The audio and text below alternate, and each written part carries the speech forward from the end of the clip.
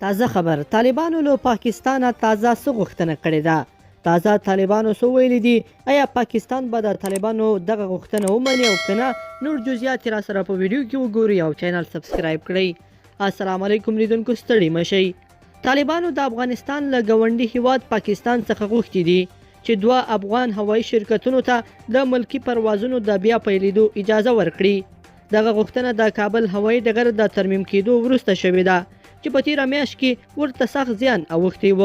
رویټرز خبري اژانس د یو پاکستانی چارواکي له قوله لیکلي دي چې د افغانستان د ملکی هوایي چلند ادارې د پاکستان له اړوند چارواکو څخه په یو لیک کې د اریانا افغان او کامیر هوایي شرکتونو ته د پروازونو د بیا پیلېدو د اجازې غوښتنه کړې وه.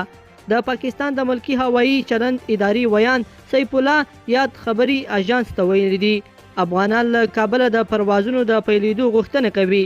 هغوی وایي چې هوایي ډګر الوتنو ته آماده شوی دی. بلخوا ذبیح الله مجاهد وایي غواړو له ټولې نړۍ سره مثبت ډیپلوماټیک مناسبات ولرو. د افغانستان اسلامي امارت د فرهنګي کمیسیون مشر او ویان ذبیح الله مجاهد ویلي چې د موقت حکومت جوړېدو موخه له نړۍ سره د ډیپلوماسي له لارې د ښو اړیکو پالل دي. نوموړي له NHK تلویزیون سره په تازه مرکه کې ویلي چې دوی غواړي له ټولې نړۍ سره دوه اړخیز مناسبات ولري، ځکه د ده په وینا د افغانستان ګټې هم د نړیوالې ټولنې ګټې دي او هغه د افغانستان ثبات دی چې ټولې نړۍ ته مهم دی. مجاهد له نړیوالې ټولنې غوښتي چې د افغانستان مالی پانګه له توقیفي حالت څخه بهر کړي.